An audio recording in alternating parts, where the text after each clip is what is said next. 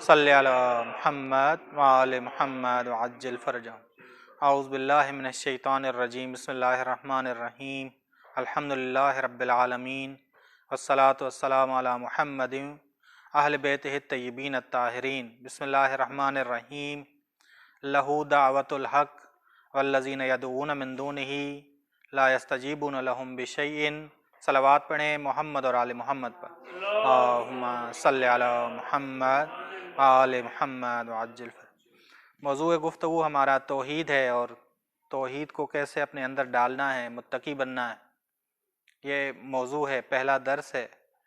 سورہ رعد کی آیت نمبر 14 ہے کہ خداوند عالم کا ارشاد ہے لہو دعوت الحق، کہ خدا کی طرف ہی دعوت، توحید کی طرف ہی دعوت، دعوت حق ہے، دعوت حق ہے۔ جو لوگ خدا کے علاوہ کسی اور کو پکارتے ہیں، کسی اور کی عبادت کرتے ہیں، تو ان کی کوئی چیز قبول نہیں ہوگی، یعنی مشرک انسان کی کوئی چیز مقبول نہیں ہے، کوئی عمل، کوئی بات، کوئی کام ان کا قبول نہیں ہے۔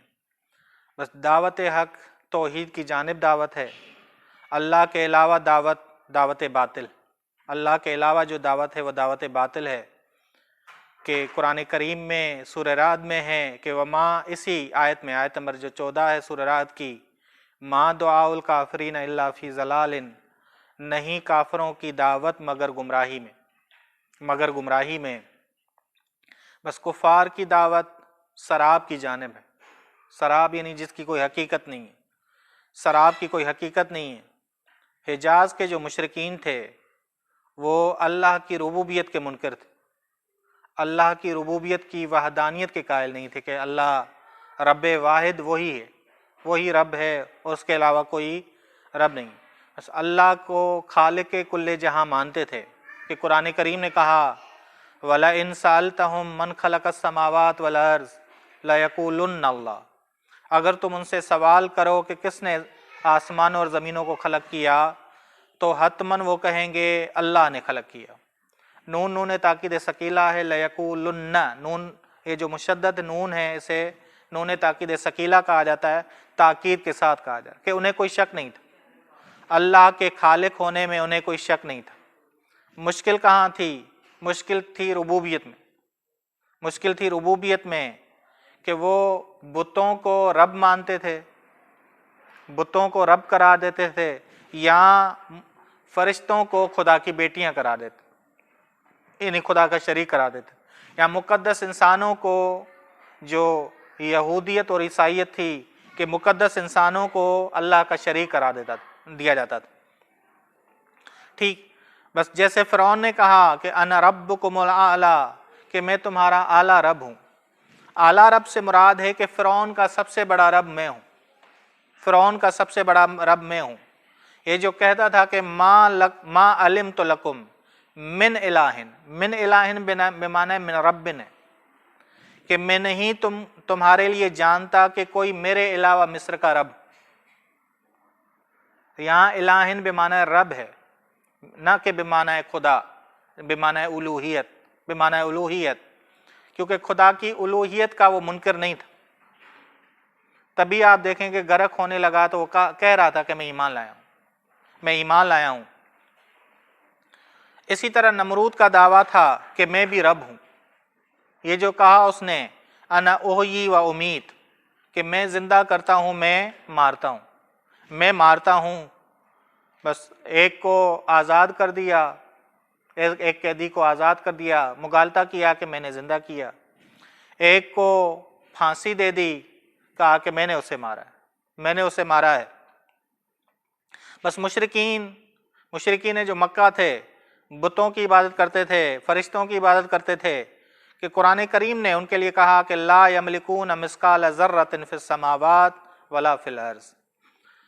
یہ جو خدا کے شریک قرار دیتے ہیں، یہ جو خدا کے شریک بنائے ہوئے انہوں نے، یہ شریک ذرا برابر کسی چیز کے مالک نہیں ہیں، آسمانوں میں اور نہ ہی زمین میں،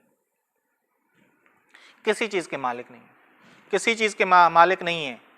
یا قرآن کریم نے کہا ما لہم فیہما من شرک، ان کی کوئی شراکت داری نہیں ہے اللہ کے ساتھ، اللہ کے ساتھ کوئی شراکت داری نہیں ہے آسمانوں اور زمینوں میں، آسمان اور زمین میں نہیں، پورے جہاں میں۔ پورے جہاں میں۔ یہاں یہ جو لفظ استعمال کیا قرآن نے، وما لہو منہم من ظہیر، خدا کا کوئی پشت پناہ نہیں ہے، مددگار نہیں ہے۔ لا تنفع الشفاع، یا ان کی کوئی شفاعت نفع نہیں دے گی۔ وہ مانتے تھے کہ آخرت کو تو مانتے نہیں تھے، وہ شفاعت کس کی کرا دیتے تھے؟ دنیا کی، کہ دنیا میں یہ ہمارے شفیع ہیں، ہمیں بیٹے دیتے ہیں، ہمارے لیے بارش برساتے ہیں، ہمیں رزق دیتے ہیں، سارا کچھ وہی دیتے ہیں۔ تو خدا کہہ رہا ہے کہ جب قیامت ہوگی یہ اٹھیں گے، اسی امید سے اٹھیں گے کہ یہ آخرت میں ہماری شفاعت کریں گے، تو کوئی شفاعت ان کی نہیں ہوگی، نہ فائدہ دے گی۔ بس اللہ تعالیٰ نے کہا ان سے، اللہ تعالیٰ نے ان کو جواب دیا کہ جو خود قیوم نہیں ہے، جو قیوم نہیں ہے، وہ دوسروں کو کیسے قائم کر سکتا؟ تبھی آپ دیکھیں گے، تبھی قرآن نے کہا ہے کہ هو الحی القیوم، حصر کے ساتھ خدا نے لفظ استعمال کیا هو الحی القیوم، کہ وہی حی ہے، وہی قیوم ہے۔ بس دوسروں کو جو قائم نہ کر سکتا ہو، جو خود قائم نہ ہو، دوسروں کو کیسے قائم کر سکتا ہے؟ اللہ تعالیٰ نے کہا جو خود نافع نہیں ہے، نہ نافع ہیں، نہ ضار ہیں، نہ کسی کو نفع پہنچا سکتے ہیں دنیا میں بھی اور آخرت میں بھی، نہ کسی کو نقصان دے سکتے ہیں۔ ان کو جو نہ مانے ان کو کیا نقصان دے سکتے ہیں؟ وہ نہیں نقصان دے سکتے۔ بس نہ ہی تمہاری حاجتوں کو پورا کر سکتے ہیں، وہ کیسے تمہارے رب بن سکتے ہیں؟ وہ کیسے تمہارے رب بن سکتے ہیں؟ بس اللہ کے شریک کیسے یہ بن سکتے ہیں؟ اللہ کے شریک کیسے یہ بن سکتے ہیں؟ بس یہ پورا جہاں اللہ کی قیومیت کا محتاج ہے، اللہ کی قیومیت کا محتاج ہے۔ بس اللہ تعالیٰ کی قیومیت ازلی بھی ہے، ابدی بھی، ازلی بھی ہے، ابدی بھی ہے۔ سورہ آل عمران کی آیت نمبر 18 کہ قائمم بالقسط، اللہ ہی قائم ہے بالقسط پہ، لا الہ الا ہوا، نہیں کوئی معبود سوائے اس کے، بس اسی کے تم محتاج ہو۔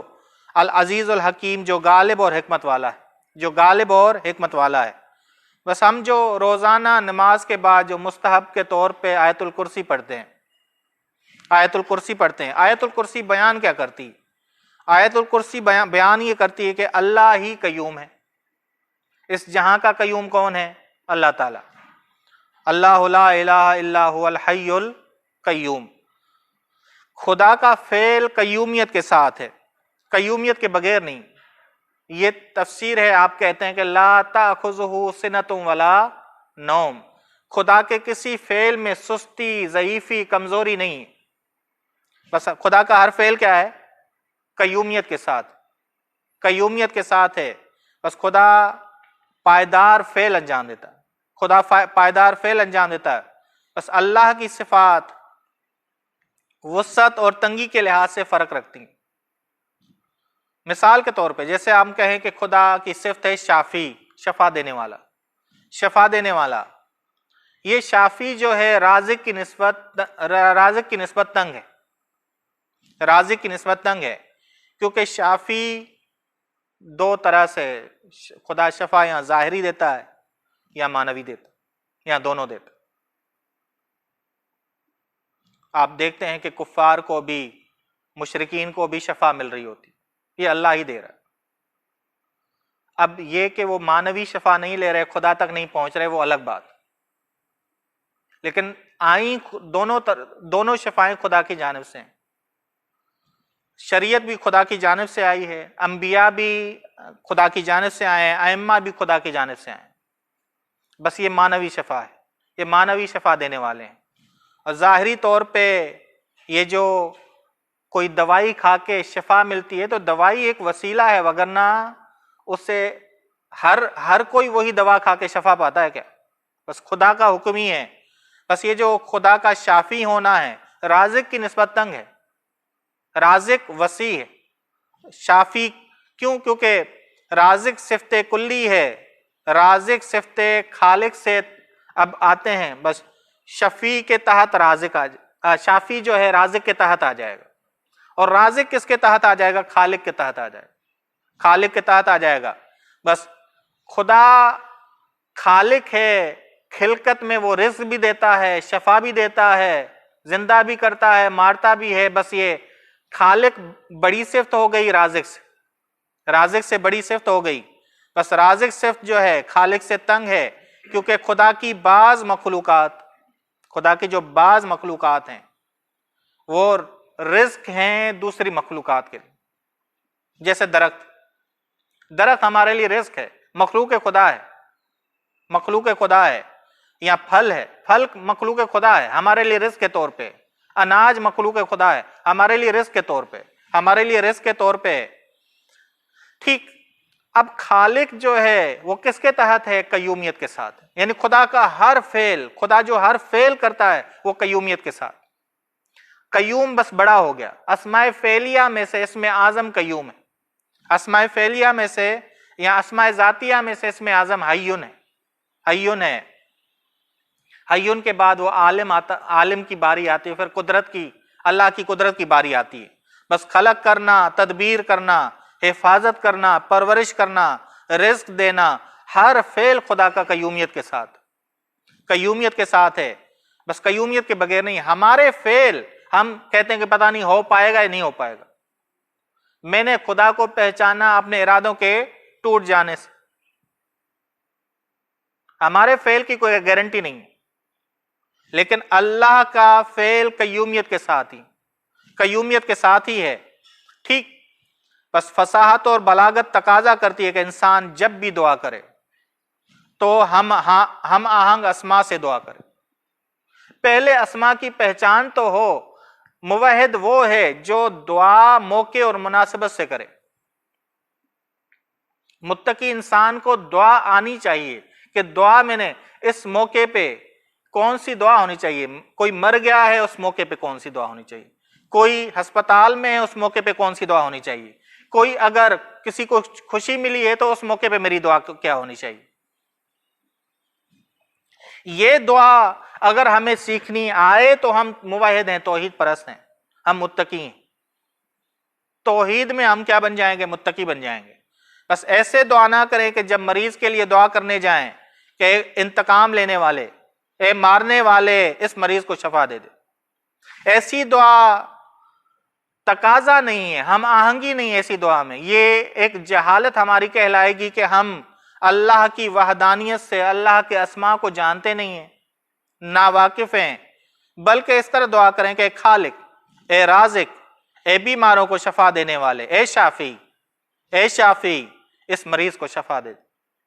اگر بخشش طلب کرنے جا رہے ہیں تو بخشش اگر طلب کرنے جا رہے ہیں تو ہم کہیں کہ اے قہار، اے عذاب نازل کرنے والے نہیں، بلکہ ہم کہیں اے رحمان و رحیم، اے غفور و رحیم، میرے گناہوں کو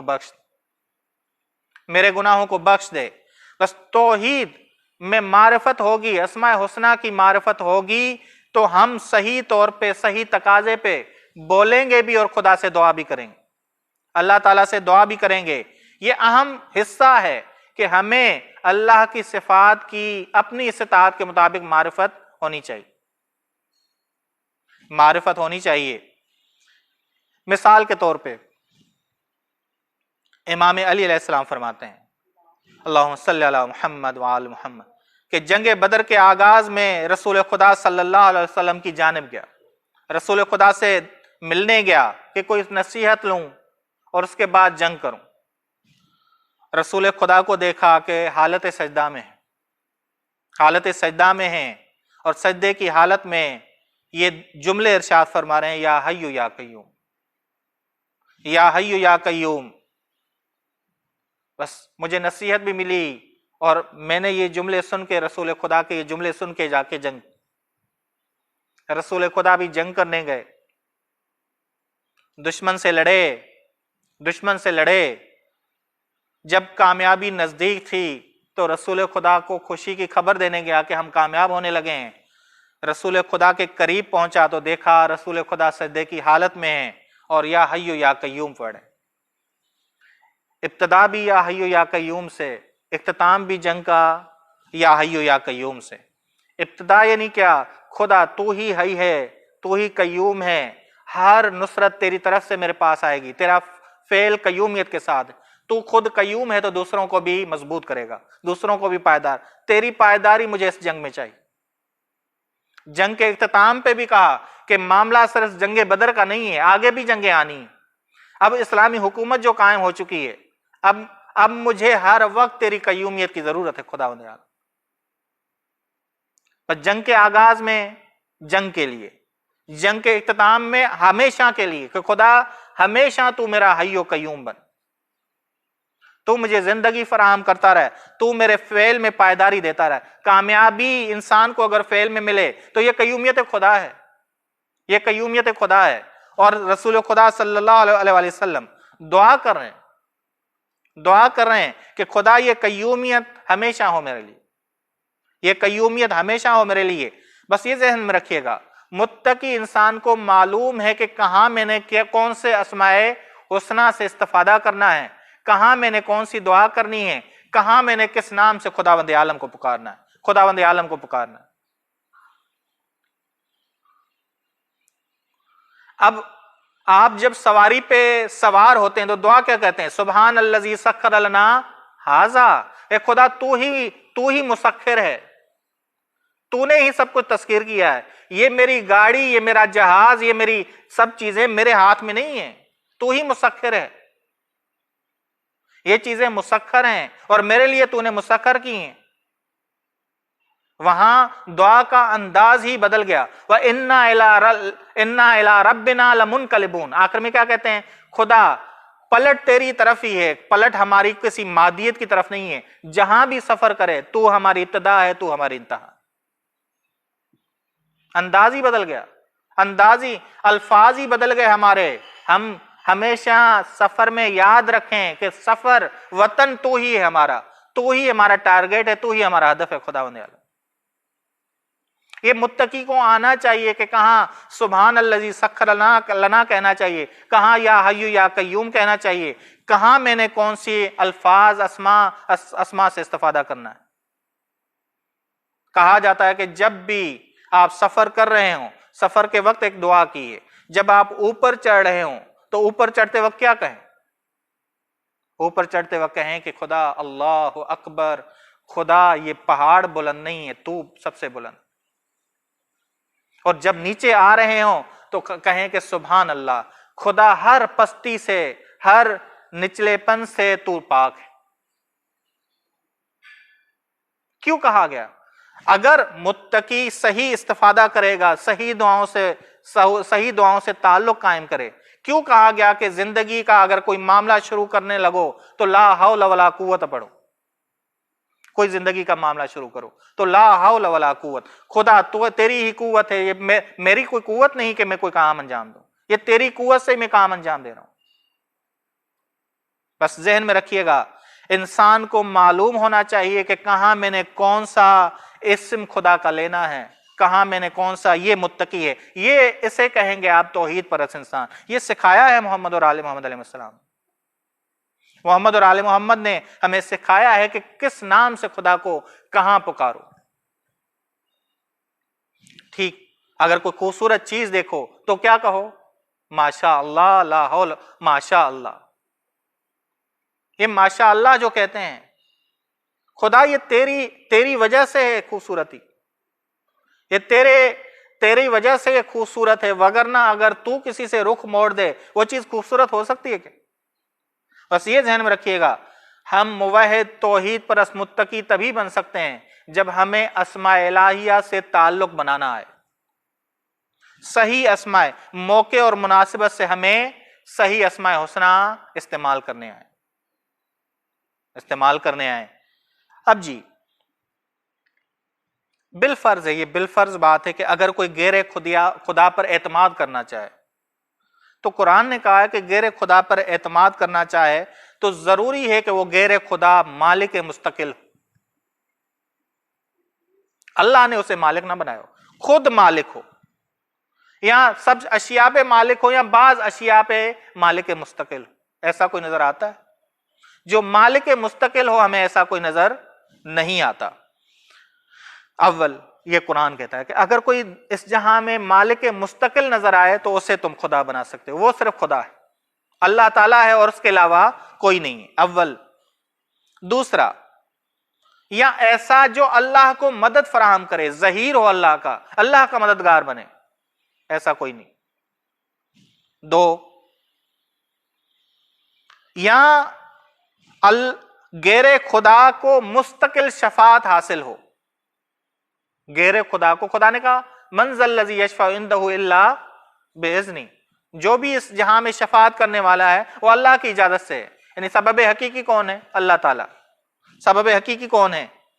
بس ناممکن ہے کہ کوئی شفیع حقیقی ہو، کوئی مالک حقیقی ہو، کوئی اللہ کا مددگار ہو، بس اللہ ہی قیوم اور رب ہے، اللہ ہی قیوم، اللہ کے علاوہ کوئی قیوم نہیں۔ اب سوال، محمد اور آل محمد کے لیے ہم زیارت جامعہ کبیرہ میں پڑھتے ہیں القوامون، اے محمد اور آل محمد تم قوام ہو، خود بھی قائم ہو، دوسروں کو بھی قائم کرتے ہو۔ یہ مظہر قیومیت خدا ہے، کیونکہ ان کا کوئی فعل بھی وحدانیت سے خالی نہیں، توحید سے خالی نہیں۔ جب انسان کا کوئی فعل بھی توحید سے خالی نہ ہو تو وہ مظہر قیومیت خدا بن جاتا ہے۔ بس یہ درجہ حاصل ہے محمد اور آل محمد علیہ السلام کو کہ وہ مظہر قیومیت خدا ہیں، کیونکہ ان کا ہر ارادہ کس کے لیے ہے؟ اللہ تعالیٰ کے لیے، اللہ کی رضا کے لیے۔ بس یہ ذہن میں رکھیے گا، وہاں قیومیت بمعنی مظہر ہے کہ محمد اور آل محمد علیہ السلام کیا ہیں؟ مظہر قیومیت خدا ہیں۔ بس ہم بھی اگر ہر فعل میں ہم اسماء حسنہ کو صحیح استعمال کریں، موقع اور مناسبت سے استعمال کریں، تو ہم بھی صحیح پیروکار بن سکتے ہیں محمد اور آل محمد کے، اور صحیح طور پہ مظہر قیومیت بن سکتے ہیں محمد اور آل محمد کی پیروی میں۔ بس خدا ہمیں یہ توفیق دے کہ ہمارے اندر یہ توحید داخل ہو جائے۔ وصلی اللہ علی محمد و اہل بیتہ الطیبین۔